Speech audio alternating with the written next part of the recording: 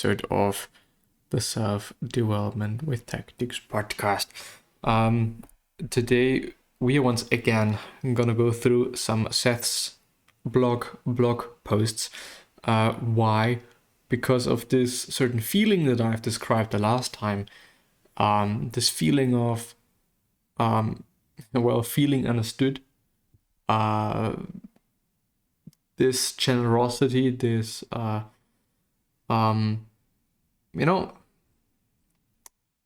this energy that I'm getting out of reading his stuff. And I do remember that there's a button where you can randomize like what you're seeing, what blog post you're seeing. And maybe we're gonna do that. But I think that there is two that are quote unquote worth reading now, or that I wanna go through now. There we go. This should be fine indeed. Yeah. So let's have a look. The first one is the generosity of concealment. I hope that it is concealment, even though I'm not quite sure.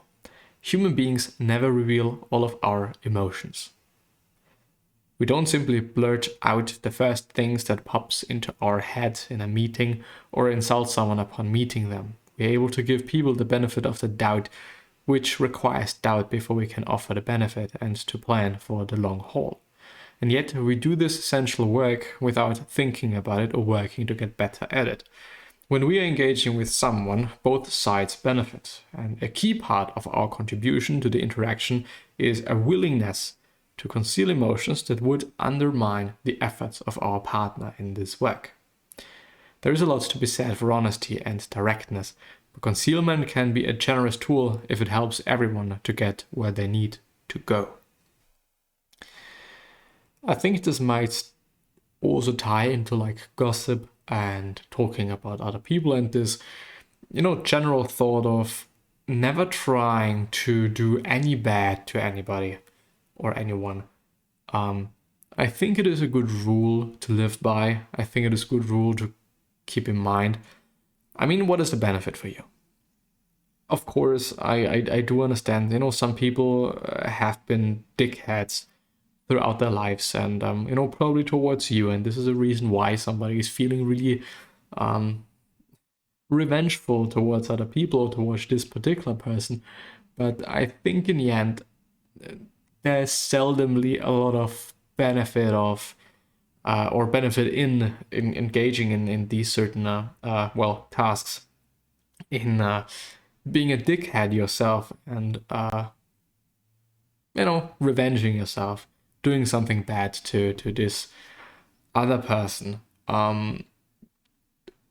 This is a thought that the following thought is one that I think have shared throughout the years quite a bit, which is the right thing versus what is easy. And very seldomly, what is easy is also the right thing.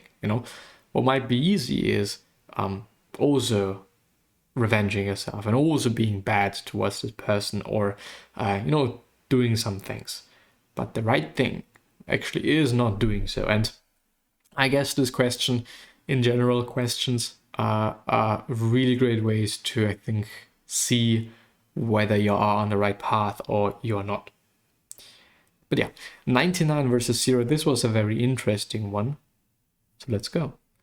If you get a 99% quality haircut or a 99% close to perfect meal, it is better than good. On the other hand, if the scrub nurse only does a 99% job of disinfecting the tools in the operating room, you're still going to die of an infection. Some projects respond very well to ordinary effort and 99% effort, or perfect. Maybe even 80%. In fact, the last 1% isn't worth the time, the effort, or the focus. Others fail if they're not fully and completely to spec. Knowing the difference between the two saves everyone a lot of stress and avoids needless cost and avoidable disasters. We come out ahead when we put our energy into the projects that reward our effort and choose to meet spec with the others. Yes, and I think the ones that are in this department of 0%, like, you need to be really perfect, like completely perfect, to make this work. It's not a lot of tasks. It's not a lot of things. It's just, not a lot, period. Really not a lot, but I mean, I think one problem that I've been seeing is, of course, I do, well, for example, let's put it like this. Me as a freelance graphic designer doing some stuff for somebody. Let's say I'm doing some social media posting for someone or a poster design for somebody. In the end, one issue that I've encountered is, people judging creative. Of course, people know what their audience wants. It also depends on, whether they have been in this business for quite some time or whether they are, quite new to this certain business and whatever. But sometimes they do know what their audience wants, and so them judging it is indirectly also their audience, their community, the people that are going to this certain whatever event or whatever, what they would like to see, and what is what lets them engage in this certain ad. But the thing is, 80% good or 80% perfection in a poster, I think is really enough. Maybe even 60% and 70%. It really is enough. I do always understand, if you're having like, I don't know, if you're a group or a company that is organizing stuff and you are organizing like an event once a month or something, or maybe twice a month, I do understand that subjectively speaking, the ads should be kind of perfect because you think I'm doing this like twice a month and I want it to be perfect twice a month. So I'm also demanding that the people that I'm working it are doing it perfectly, or we're just doing it as long as it takes to be perfect. But on the other hand, when I'm doing things on a regular basis, there's no need to it being perfect.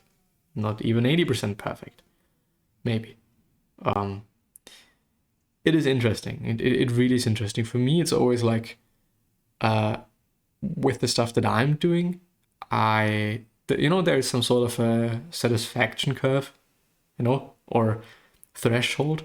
And once I'm at this or a bit over it or just maybe, way above it, I'm fine with it. But I don't know, some things are turning out to be quite good. Some other things not turn out to be that good. And it's also about systems, having certain systems in place so that you're as fast as you can be while producing some things that are good, great, whatever. But yeah, anyway. When it comes to perfectness, I seldomly think that things need to be that perfect. But most often, pushing out. Maybe this is also me and I mean, as you can see with the podcast, it's being uploaded closely every day. On YouTube, there is something every day. On the podcast, there is not something every day. It depends on, how much time I'm having and whatever. But for like a really extended period of time, I've been doing it every single fucking day. Also because of something that Seth is talking about, which is today is today, and therefore today I'm writing a blog post. Not because I want to do so, not because I need to do so, not because of whatever reason, but just because today is today. I mean, you can put this in just, various different like perspectives, I guess, and view it in different lights. But yeah, anyway. Story of the week. Popular posts and an archive. Let's see the story of the week. Unaware Snoop. I think that I have read that already. But I can't, can we? Let's see.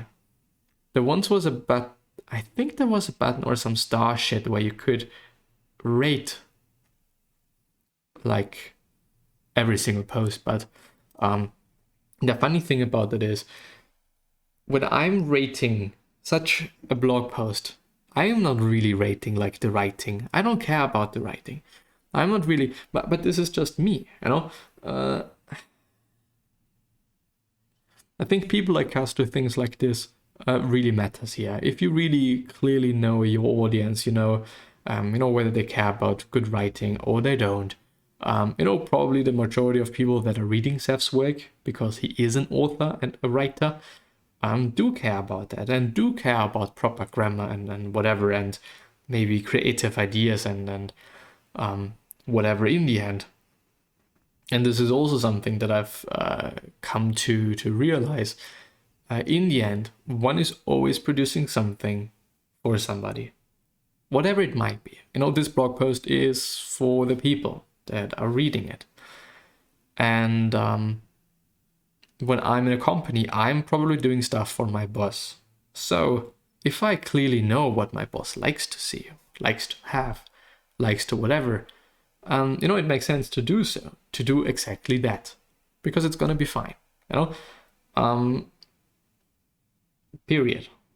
I guess, might not be applicable to, or applicable, I never ever know, to, every single field, probably really not, but in the end, very often this is the case. Let's see, maybe popular posts. Recent popular posts, all-time most popular posts. Quality and effort. This might just be the one thing that I've been talking about the past 10 minutes? I don't know. It seems as though the opposite of careless ought to be careful. That's the best way to avoid unavoidable errors, is to try harder, to put more care into the work. This means that if surgeons were more careful, there would be fewer errors, and that so many of the mistakes that mess things up would go away if people just tried harder. And this is true for a while, but then it is not effort but systems that matter. Years ago I created a trivia game for Prodigy. The first batch of 1000 questions was 97% perfect, which is fine until you realize that this meant that 30 questions had an error, and every error ruins the experience for the user. The second batch we tried extra hard, really hard. Our backs were against the wall, we couldn't afford any errors. Our effort paid off in 50% decrease in errors. So we were down to 1.5%. Alas, that's still 15 game breaks or breakers. Then I got smart and changed the system. Instead of having trivia writers work really hard to avoid mistakes, we divided our team in half. Half the team used the encyclopedia, yes, it was a long time ago, to write the questions, and they made a photocopy of the source along with the question and put it in a notebook. The other half of the team got the notebook and was charged with answering the questions based on the source. They got bonus of $20 for every question they found where the answer was correct than the normal, where their answer was more correct, than the original, which, by the way, is interestingly written, something being more correct being like, it's already done, the same as I'm more dead than you are. The result of the new system, 0 error for the next 5,000 questions. We need to put care in our systems. We need to build checklists and peer review and resilience into the way we express our carefulness. It seems ridiculous that a surgeon needs to write her name with a Sharpie on the limb that she's about to operate on, but this simple system adjustment means that errors involving working on the wrong limb will go to 0. In school, I don't know what this means. Kids to be more careful and spend approximately 0 time teaching them to build better systems. Instead, we ignore checklists and processes because we've been taught that they are beneath us. Instead of reacting to an error with, I need to be more careful, we can respond with, I can build a better system. if it matters enough to be careful, it matters enough to build a system around it. Yeah, I think system, good synonym for system in this case would be approach. This, by the way, was from November 1st, 2018. When I clearly see that, maybe the way I am learning things is not very good for me, I'm not able to remember a lot of things.